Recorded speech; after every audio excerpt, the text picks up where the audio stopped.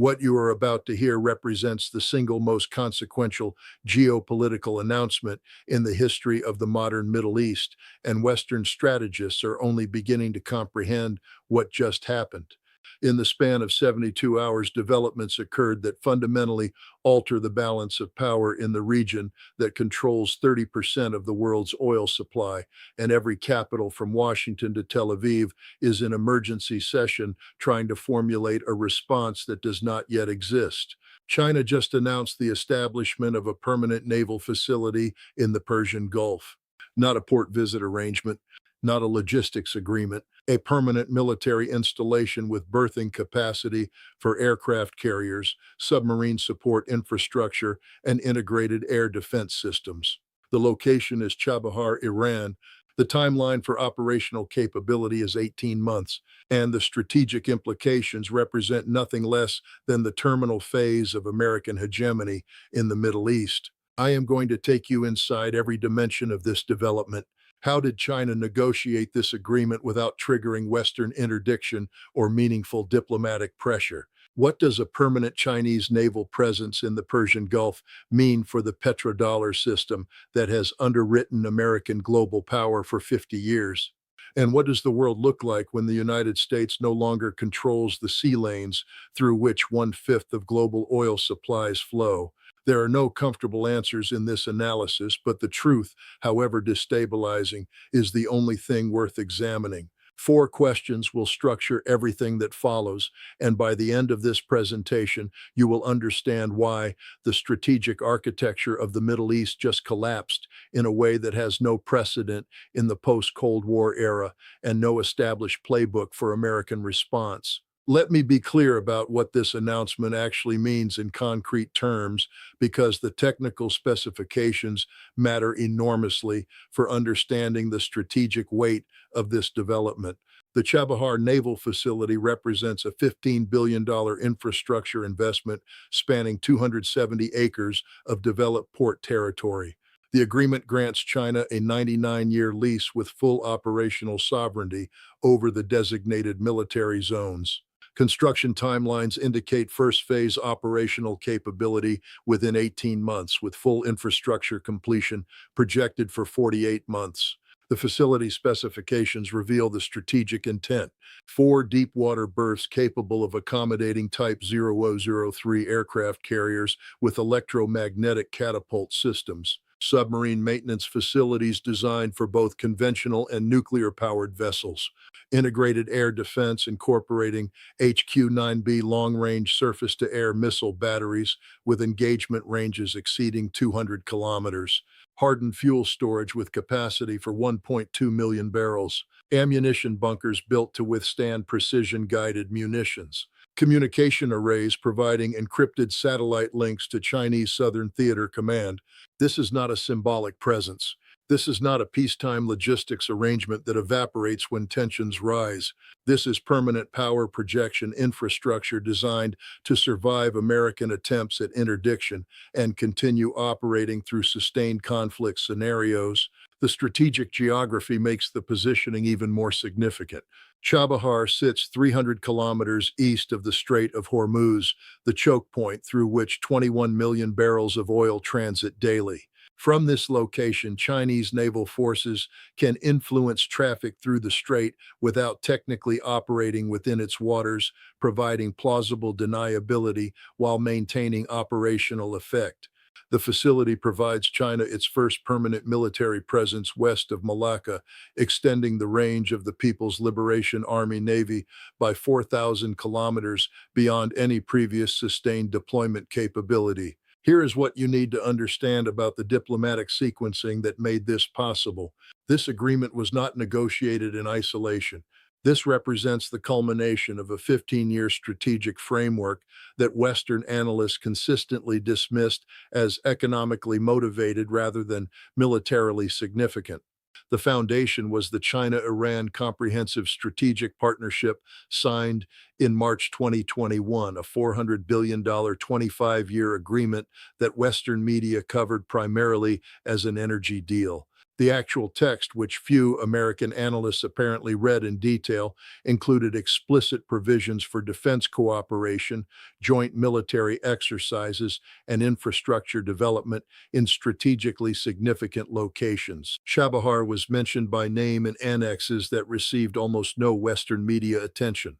China spent 3 years building the economic dependencies that made Iranian acceptance of permanent Chinese military presence not just acceptable, but economically necessary. Chinese investment in Iranian oil infrastructure now exceeds $120 billion. Chinese firms control 43% of Iranian oil exports through long-term purchase agreements denominated in yuan. Chinese construction companies rebuilt critical Iranian ports after decades of sanctions-induced deterioration. Iran's economic survival is now structurally dependent on Chinese financial flows that can be restricted or expanded based on strategic cooperation levels. This is how great powers actually operate. The economic integration was never primarily about profit margins. It was about creating structural conditions where the target nation's elite interests align with your strategic objectives. Iran's political leadership now understands that their economic stability, their ability to maintain domestic spending programs, their capacity to fund regional proxy networks all depend on continued Chinese satisfaction with the relationship.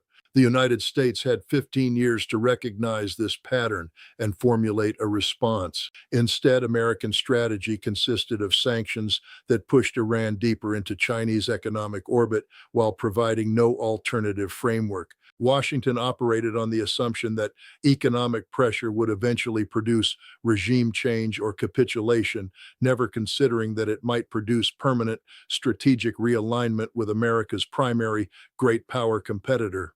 Game theory explains this outcome with brutal clarity. Iran's choice set was either maintain resistance to American pressure while accepting permanent economic stagnation, or accept Chinese partnership that provides economic development in exchange for strategic accommodation. The Iranian leadership, facing domestic unrest driven partly by economic conditions, rationally chose the option that offered material improvement while maintaining resistance to American demands. Now, let me explain why this development represents an extinction-level event for American strategic positioning in the Middle East, and why the timeline of American decline in the region is measured in months, not years. American power in the Middle East rests on three structural pillars. First, the ability to guarantee freedom of navigation for oil exports, which provides leverage over both oil-producing and oil-consuming nations. Second, the implicit promise that alignment with America provides security guarantees that no regional power can challenge. Third, the petrodollar system, where oil transactions denominated in dollars create permanent demand for American currency and allow deficit spending without inflation consequences. The Chinese naval facility undermines all three pillars simultaneously.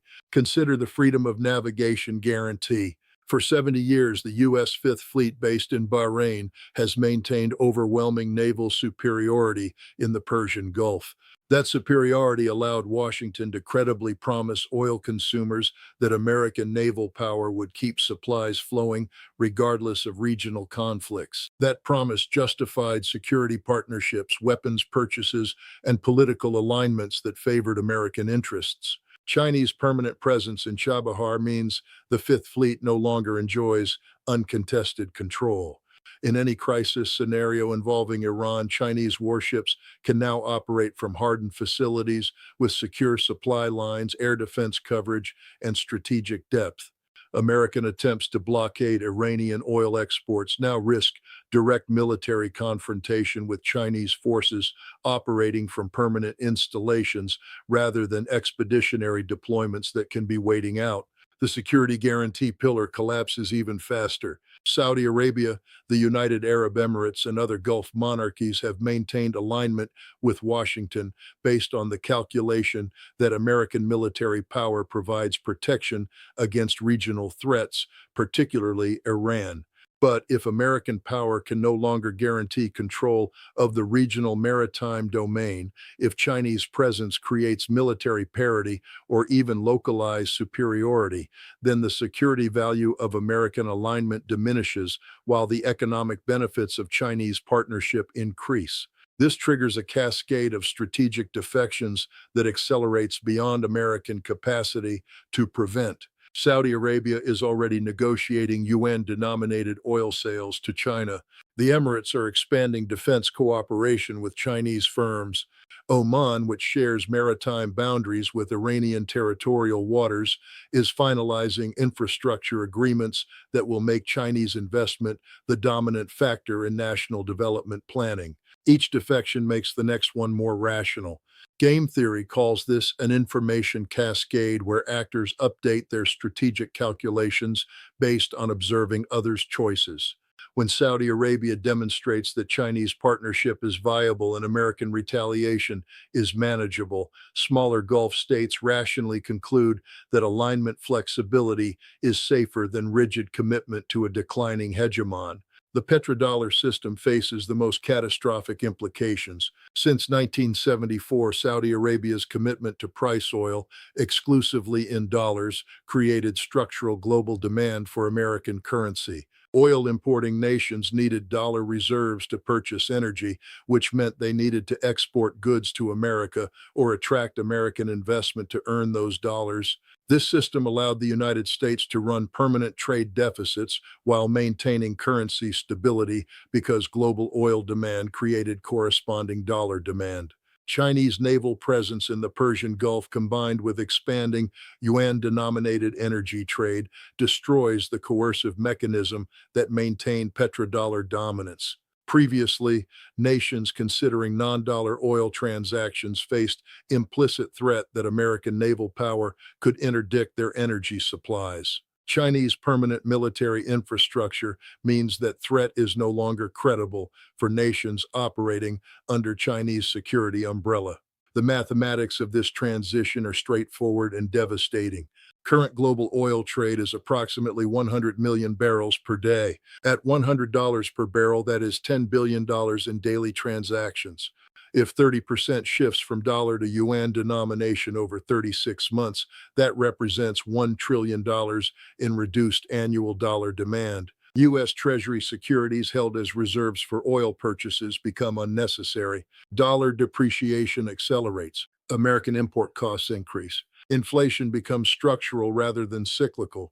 But understanding the mechanics is only part of the analysis. We need to examine why this pattern keeps repeating throughout history, why empires consistently fail to recognize when regional control is slipping beyond retrieval, and why the United States is following a script written thousands of years ago.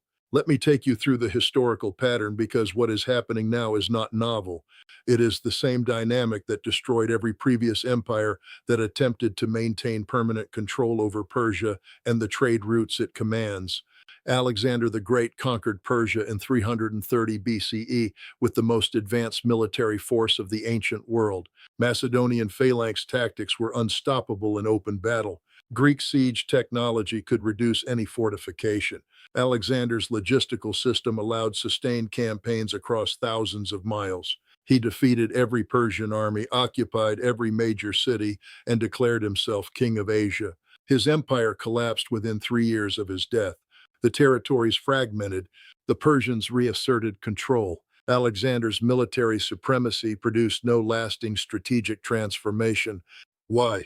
Because military superiority is insufficient for permanent control of civilizational spaces with their own coherent identity, established trade networks, and geographic advantages that favor defense over occupation. Alexander could defeat Persian armies, but he could not garrison every city, control every trade route, or prevent the gradual reassertion of local power once his personal authority was removed. Rome fought Persia for 3 centuries in conflicts that consumed enormous resources and produced no decisive outcome. Roman legions could win individual battles. Roman engineering could build roads and fortifications across hostile territory. Roman gold could purchase local collaborators. But Rome never conquered Persia, never controlled the trade routes permanently, and ultimately fell while Persian civilization continued. The Mongols conquered Persia in the 13th century with military technology and tactical doctrine that made them unstoppable in open warfare. They killed millions. They destroyed cities. They established garrisons across the region. Within 2 generations, the Mongol rulers had become Persian in culture, language, and strategic orientation. The conquerors were absorbed by the conquered.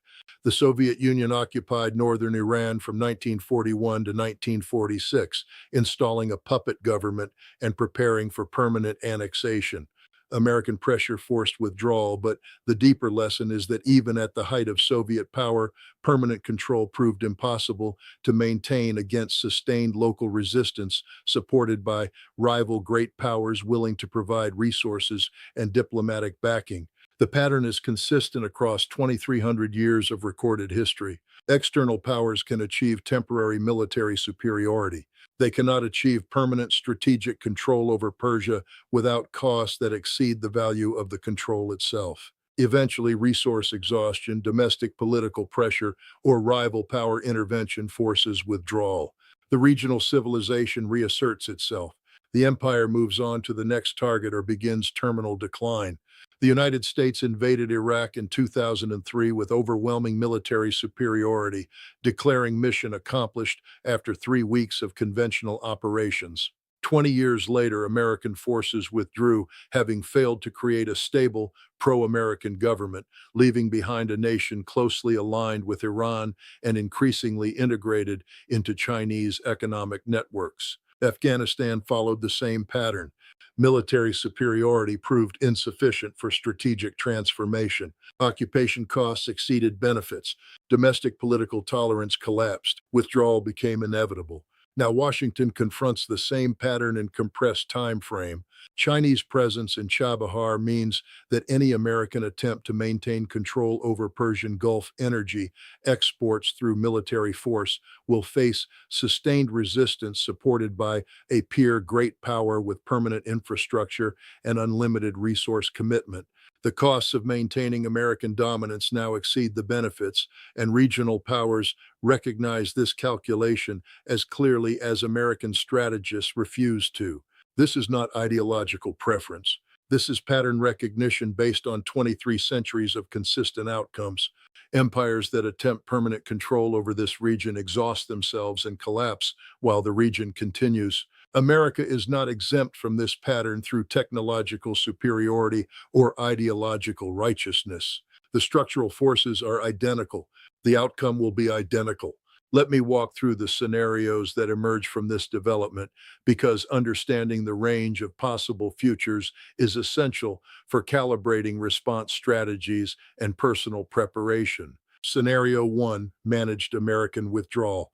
In this pathway, Washington recognizes that permanent military dominance in the Persian Gulf is no longer achievable at acceptable cost and begins strategic repositioning. The Fifth Fleet maintains presence in Bahrain but operates with reduced capability and narrower mission scope. American security guarantees to Gulf states are renegotiated downward to exclude scenarios involving Chinese-backed Iranian action. Energy policy shifts toward Western Hemisphere supply chain development and reduced dependence on Middle Eastern imports.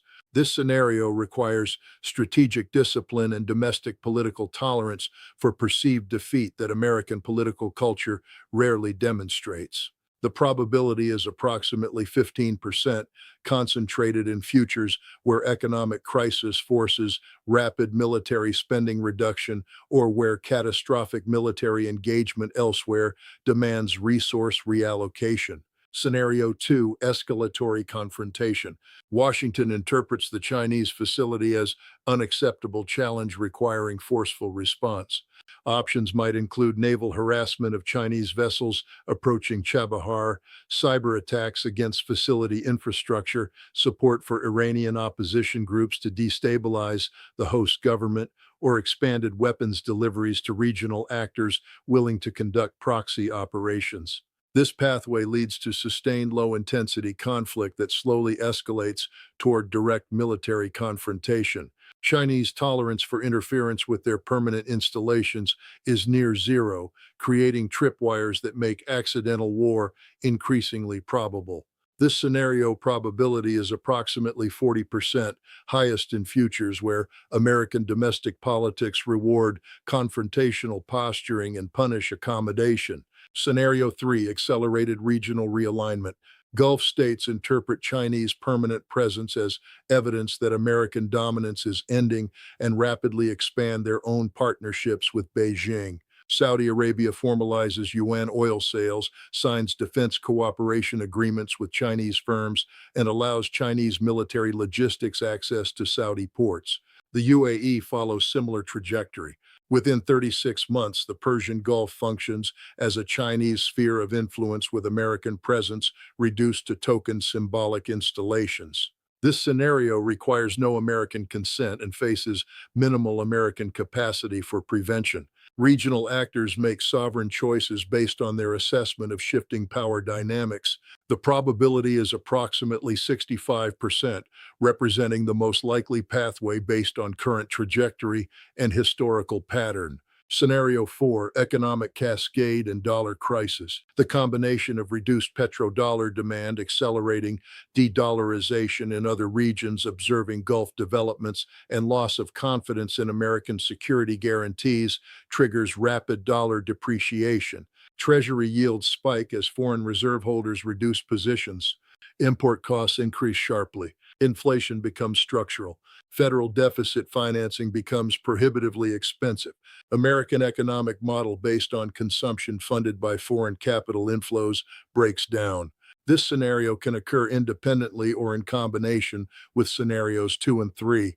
The probability is approximately 50% within the 36-month time frame, increasing to 75% within 60 months if regional realignment continues. The scenario I consider most likely is a combination of pathways 3 and 4, where regional realignment accelerates dollar stress, which further reduces American capacity for effective response, creating a reinforcing cycle that produces rapid transformation rather than gradual adjustment. The timeline is critical to understand. Some analysts suggest these transitions occur over decades, allowing gradual adaptation. The historical evidence indicates otherwise. When empires lose control of critical choke points and resource flows, the collapse accelerates because it creates information cascades where multiple actors simultaneously recognize the power transition and adjust their strategies accordingly. The British Empire's loss of Middle Eastern control occurred in the span of 18 months from 1947 to 1948, not because British military capabilities evaporated overnight, but because regional actors simultaneously recognized that British willingness and capacity to maintain dominance through force had crossed a threshold. American withdrawal from Afghanistan collapsed in weeks once the inevitability became clear, despite 2 decades of prior commitment. I assess 30 to 48 months as the time frame for fundamental transformation of American positioning in the Middle East, measured from Chinese facility operational capability. This is not prophecy. This is pattern recognition based on how information cascades operate in multipolar systems where regional actors update strategies based on observed commitment levels from competing great powers. Now, before we close, I want to address the analytical framework we have applied here because understanding the methodology matters as much as the conclusions. This analysis employs predictive history using game theory, structural incentive analysis, and historical pattern recognition. The approach assumes that actors respond rationally to incentive structures, that structural forces constrain available choices regardless of ideological preference, and that historical patterns repeat because the underlying dynamics remain constant across civilizational timescales. I might be wrong. The scenarios outlined might not materialize in the time frame assessed or in the manner described. If that occurs, we will return to this analysis and examine which variables were miscalculated, which assumptions proved incorrect, or which unexpected developments altered the trajectory. But I want you to understand that this framework is not speculation. It is systematic analysis of incentive structures, capability assessments, and historical precedent. When I predict that American dominance in the Middle East ends within 36 months, I am not hoping for that outcome or advocating for it. I am analyzing the structural forces and concluding that this outcome is the most probable based on how similar situations have resolved throughout history. The most important skill you can develop is the ability to analyze these situations independently. Do not accept my conclusions without examining the evidence. Test this framework against what you observe in the news over coming months. Watch whether Saudi Arabia expands Chinese partnerships. Monitor whether dollar demand shows stress indicators. Observe whether American responses to Chinese presence prove effective or symbolic. The framework I have provided gives you tools for understanding these developments as they unfold. You now understand why Chinese permanent naval presence in the Persian Gulf represents more than a single facility opening. You understand the three pillars of American regional power and why all three are now compromised. You understand the historical pattern of empires attempting to control this region and why that pattern suggests inevitable American withdrawal. You understand the scenario pathways and their relative probabilities based on incentive structures and historical precedent. As these developments continue to unfold over the coming months, we will analyze each new phase through this same framework. When the facility reaches operational capability, when the first Chinese carrier group deploys to Chabahar, when Gulf states formalize energy agreements denominated in yuan, when American strategists attempt responses that this analysis suggests will prove insufficient, we will examine each development and refine our understanding of the timeline and mechanisms through which this transition occurs. History does not forgive nations that ignore structural realities in favor of comforting narratives. The question is not whether American dominance in the Middle East ends, but whether the transition occurs through managed withdrawal or catastrophic confrontation. The next 36 months will provide the answer, and that answer will determine the trajectory of global power for the remainder of this century.